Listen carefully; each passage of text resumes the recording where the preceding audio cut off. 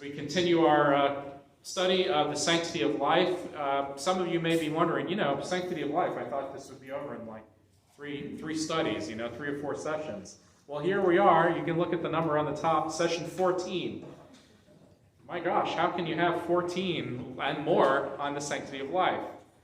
That's because the sanctity of life is so thoroughly important and foundational for understanding not only the heart of God and the character of God, but really the entire story of redemption that goes from cover to cover, Genesis to Revelation. And I've mentioned to you that it's really important that when we understand the sanctity of life, that it is not a one political issue. And what I mean by that is that when we talk about the sanctity of life, it incorporates the entirety of creation, the entirety of God's story of redemption, and what it means to honor people's lives, even if they don't believe in God. Because at the end of the day, each life is sacred, not because we deem it so, or we determine whose life is sacred, but because of God's inherent nature and character and determination that our life is sacred, because we all are made in God's image, regardless of whether or not we believe in God. That's irrelevant. We're all made in God's image, and there's nothing that robs us of that fact and that dignity and sanctity of life. As we read the Sermon on the Mount in the portion today in chapter 5, you're going to see how true that statement is and just how sacred life is. Now, how you reconcile Jesus' teachings with your own life, with your own political posture, with your own cultural engagement, or your own sense of where you fit in the world is up to you. We are, after all, Baptists. And as Baptists, we believe that you are responsible for your understanding of Jesus' teachings and how to follow Jesus' teachings. But one of the things you can't do as a Christ follower is claim that you're a Christian and ignore Jesus' teachings. So how you get to the practical meat and potatoes of it is your responsibility under the lordship of Christ in your life, but you can't ignore Jesus' teachings one way or the other. Matthew 5:17 through 48, Jesus is moving into the next part of his Sermon on the Mount, and he gives within this section 6 what are called transforming initiatives that outline Christian practices. He says within these verses that your righteousness as a disciple is to be greater than that of a Pharisee. Now, that says a lot about the Pharisees. Jesus, for as much trouble and as much conflict he has with the Pharisees, does honor those leaders in the community who are seeking to make things right in their own way. Now, it's not always right how they do so, and Jesus is there to correct them, but at the same point, he's saying that, but your righteousness as now a Christ follower, is to be a righteousness that exceeds those in the world who are trying to kind of police everyone else. Righteousness is about right relationships, right standing, And so the Christian practices, the behaviors that Jesus sets out, are not things that are impossible or high ideals. They are behaviors that Jesus expects of us. This idea of transforming initiatives comes from a book called Kingdom Ethics. I showed it to you a few weeks ago by Glen, Stassen, and David Gushee, both ethicists. David Gushee was my ethics professor, and I told you last week, read a lot of his books and admire him. He's a very humble, godly man. And this is what they write in the book. This is not a high ideal to be admired from a distance, but an actual practice. Now, he's just using one transforming initiative, but he's talking about it in general. It is not an impossible teaching, but is in fact practiced regularly by many of us. It solves problems. It is the way of deliverance from vicious cycles of anger and insult. Nor is it legalism. It is the way of grace. The way God takes toward us in Christ, and the way we can participate in God's grace mediated through community. So what we're going to do is we're going to look at each part, and then we're going to see what Jesus says, and then the transforming initiatives. So let's read 5:17 through 20, and then bring out a few points. Do not think that I have come to abolish the law or the prophets. I have come not to abolish, but to fulfill. For truly I tell you, until heaven and earth pass away, not one letter, Not one stroke of the letter will pass from the law until all is accomplished. Therefore, whoever breaks one of the least of these commandments and teaches others to do the same will be called least in the kingdom of heaven. But whoever does them and teaches them will be called great in the kingdom of heaven. For I tell you, unless your righteousness exceeds that of the scribes and Pharisees, you will never enter the kingdom of heaven. Okay, so what does Jesus mean when he says, I came to fulfill? A lot of people think that came to end the law. Now, what we learn is that Jesus didn't come to end the law, meaning fulfill, to end it, but rather it's the heart of the law, the intent of the law comes into fruition in the person of Christ. And it's through his teaching and his presence, God with us, that we can live now the heart, the intention of the law. God, to allow our heartbeat to match the heartbeat of God, and to live the law not according to legalistic thous and these and do's and don'ts, but rather the heart or the intention of the law. And that's what those transforming initiatives is. Jesus takes 6 such laws, broad overreaching laws, and says, you've heard it said, but I say to you, and what Jesus does is brings out the heart, the character, and gives a new moral vision. But there's something else happening under the text. Jesus is moving the law, okay, the heart of the law, away from the Torah and placing this is big words, but I think you can follow this, the orbit, or the heart of the law within himself. So what's happening is you're moving from a Torah-based kind of righteousness, based on Torah, okay, those are the laws in the first 5 books of the Bible, and now the law of God, or the Word of God, is now embodied in the person of Jesus Christ. That's why in John 1 it says the Word was with God, and the Word was God, and the Word became what? Flesh. So the Word, Torah, okay, the Word of God, where God's presence was mediated through the Torah to the people of Israel, is now embodied as God has come with us in the person of Jesus Christ. And Jesus now embodies the heart of the law to bring to fruition, not to reinvent the legalism that stifles, but to free us up to live through the heart of the law as Christ followers. Okay, as Christ followers. So this is, and what's interesting is, many of you know Rabbi Michael, because he came to teach one night. We have lunch all the time, and he'll say, oh yeah, our Torah reading every Sabbath is like your communion. We read Torah, you all take communion. And what's interesting is, even though he's Jewish, and strictly Jewish, is he's really revealing a truth of Christianity, that we move from Torah to now the Word of God, the person of Jesus Christ, and symbolized through that death and resurrection, that God's body was broken for us, and God's blood was shed for us through communion. It's an interesting thing. He says it often. And I think, boy, that sounds like good Christian theology right there, Rabbi. Notice the emphasis on teaching. Jesus doesn't just share this. Jesus expects us to teach it. And that's going to be reiterated in the Great Commission. Go make disciples, baptize, and teach them what I have taught you. Teach them what I have taught you. Okay, it's not enough just to report to the convention, the SBC, that we have 10 or 15 baptisms. We need to do discipling. And I'm not saying SBC doesn't emphasize that. I'm just saying it's not enough for us to just get numbers. Discipling is really how we connect our faith to the Christian life. And the Christian life, again, you don't have to make up things. It's all right here in the Sermon on the Mount, which is one of 5 teachings of Jesus in the book of Matthew. Jesus gave us everything we need. All right? And then righteousness is putting into practice that behavior. Jesus is not expecting us to just say, oh, that's a nice thought, that's cute. I'll do that in my private time. I'll just think about it. And I'm holy because I thought about it. No, Jesus expects us to put this into practice.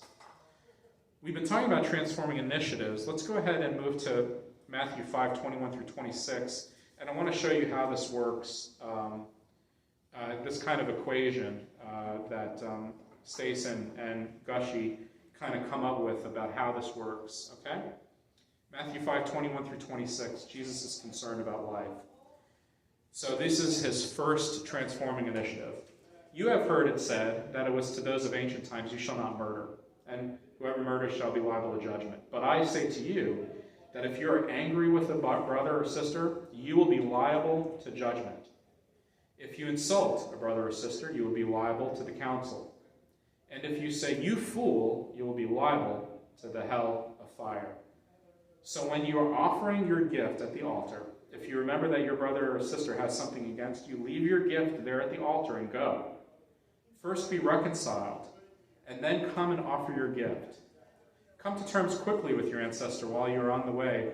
Come to terms quickly with your accuser while you are on the way to court with him, or your accuser may hand you over to the judge, and the judge to the guard, and you will be thrown into prison. Truly, I tell you, you will never get out until you have paid the last penny.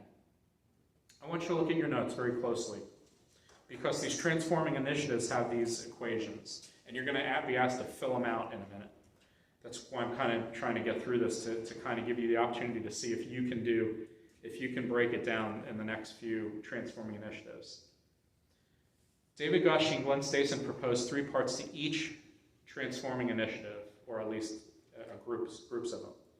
There's first a traditional righteousness. Okay, you see this in your paper here? Matthew 5:21. You have heard it said, do not murder. Then there's the vicious cycle. You have heard it said, do not murder. But I say to you, if you are angry, you'll be liable to judgment. If you insult, if you call somebody a fool. Let's talk about this real briefly. Anger in the Greek is not, you're angry and annoyed. It is an ongoing resentment, okay? So anger in this context is, you get maybe angry with a loved one, you get annoyed. It's not what it's talking about. It's talking about a seething resentment, an ongoing action. Ephesians 4:26 says, do not let the sun go down on your anger, right? So that means that, don't let it seethe. Don't let it build to resentment. Insult, if you insult your brother or sister, the word insult is a form of abuse. So I want you to think about this. Anger starts where? Here, right? The heart and the head, the mind. Heart and the head. And then you start dwelling on it. And then you start losing sleep. And then your resentment really builds. I know this has never happened to any of you guys. And then you start to talk about the person, right? You call up your daughter or your loved one. You say, boy, this person, right? And then you move to calling that person a fool. So notice how it moves from the heart and the mind to the mouth, right? To the action. Okay, so we have the traditional righteousness. You have heard it said, do not murder. The vicious cycle. Notice how the cycle gets worse and worse. It moves from a heart problem to letting that problem fester to the point where you're talking about it, to a direct action of dehumanizing another person. Okay? So you dehumanize. Okay? Sow the seed of discord, then you start talking, and then you start to dehumanize to where the person loses their personhood, their humanity. And now they become just an object of abuse. Okay? Now, so that's the cycle.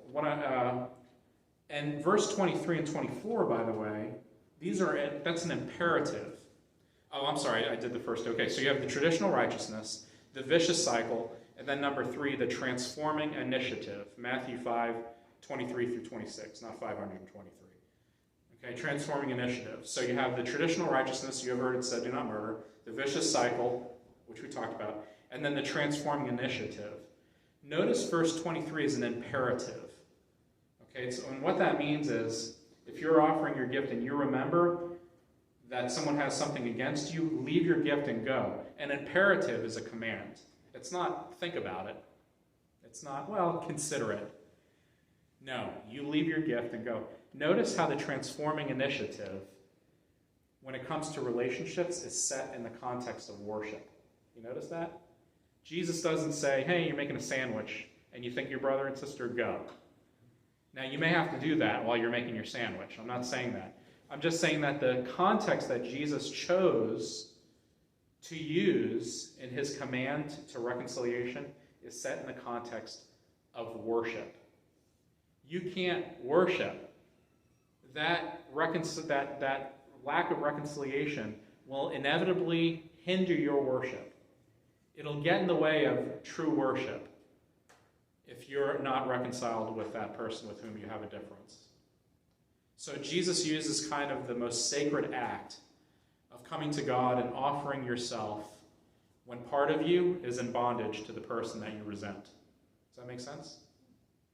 Okay, you can't offer God your whole self when part of you is living in the dungeon of resentment and despair. Okay? Now I want to remind you that this doesn't happen overnight. Okay? It's not like this Sunday you're going to put your offering in the plate or take communion or whatever, or worship, and say, I have to listen to this and I can't come back to church until I make things right. Sometimes that doesn't work. Sometimes it takes a few months. Sometimes it takes a year or so, okay, to go through the brokenness of relationships. They're very complicated. The point is that the transforming initiative breaks that cycle of resentment and bondage and brokenness. How you get there, the Lord needs to help you with that, okay? The reason why I say that is because, it takes sometimes years to get over things, and sometimes, sometimes you just can't. Another part of the Bible says if you seek reconciliation with I think it's Matthew 18. No, it's 1st or 2nd Timothy. If you seek reconciliation and they just don't listen, just walk away. Just don't have anything to do with that person. And sometimes that happens. But you need to make sure you're letting it go if that happens. And those are under circumstances where you just can't see eye to eye. And that happens. But we're talking about a frame of mind that leads to a vicious cycle and a transforming initiative. Now, I want to do this with the next transforming initiatives 2, 3, and 4 actually work together. And notice I give you the 3 little cycles: the traditional righteousness, the vicious cycle, and transforming initiative. And you're going to fill out the verses, okay? And the reason why I want to do this is, 1, to teach you how to read these. 2, even though we're switching to relationships that have to do with like marriage and divorce and so on and so forth, we're still talking about the sanctity of life. Because you have to remember that Jesus' world was one in which some lives were not considered as sacred or not treated as sacred. Namely women, okay? Women and children, but mostly women. The children he deals with later when he says, let the children come unto me, for theirs is the kingdom of heaven. But for right now, he's moving from relationships of resentment to the most vulnerable, and each one deals with a different kind of sanctity of life, kind of ethic. So I'm going to read for you 5:27 through 37. There are 3 transforming initiatives, but you're going to see that they work together when it comes to this three-part kind of equation. So let's go ahead and read it, okay? 5:27 through 37, and then we'll take questions. I know I'm going fast, but I kind of want to get it all out so we can have the rest of the time to talk. Verse 27. You have heard it said, you shall not commit adultery. But I say to you that everyone who looks at a woman with lust has already committed adultery with her in his heart. Notice it starts with the heart. Okay? If your right eye causes you to sin, tear it out, throw it away. It is better for you to lose one of your members than for your whole body to be thrown into hell. And if your right hand causes you to sin, cut it off, throw it away. It is better for you to lose one of your members than for your whole body to go into hell. Verse 31, it is also said, whoever divorces his wife, let him give her a certificate of divorce. But I say to you that anyone who divorces his wife, except on the ground of unchastity, causes her to commit adultery. And whoever marries a divorced woman commits adultery. Again, you have heard it said, said of those of ancient times, you shall not swear falsely, but carry out the vows you have made to the Lord. But I say to you, do not swear at all, either by heaven, for it is the throne of God, or by earth, for it is his footstool, or by Jerusalem, for it is the city of the great king. And do not swear by your head, for you cannot make one hair white or black. let your word be yes, yes, or no, no. Anything more than this comes from the evil one. All right, now, we're dealing with 3 different transforming initiatives, and the reason why I grouped them together is because there's only one transforming, there's only one kind of wrap-up. And what I mean by that is Jesus gives 2 traditional righteousness, kind of 2 laws, and then 2 vicious cycles, and then 1 big transforming initiative that comes at the end. So the traditional righteousness is Matthew 5:27. You have heard it said, you shall not commit adultery. The second one is in verse 31. You have heard it said, whoever divorces his wife, let him give her a certificate of divorce. So we have verse 27 and verse 31, which are the traditional righteousnesses. Okay? And then the third one, you shall not swear falsely, verse 33. So I should have put a third little line there. Okay? 33. The vicious cycle that comes is in verse 28, which has the lust. Okay? And then verse 32, which has the adultery, which we're going to talk about in a minute. It's probably if all of you have questions about that. And I have a story about that. And that's it. So the vicious cycle is verse 28 and 32. The transforming initiatives are, you can count the cutting out the eyeballs as a transforming initiative, but that's a hard one to swallow. I don't see anyone who's blind or without hands here. So we're going to talk about that. But I think the transforming initiative for all of these is wrapped up within verse 34 through 37. Because divorce, marriage, and oaths are all about promise keeping. Okay? So that's why I put them together, because these 3 transforming initiatives are about promise keeping. Okay? He talks about divorce, he talks about adultery, he talks about divorce, and then he talks about oaths. All 3 have to do with promise keeping. That's why I grouped them together. The intent of 2 out of these 3 is to protect women.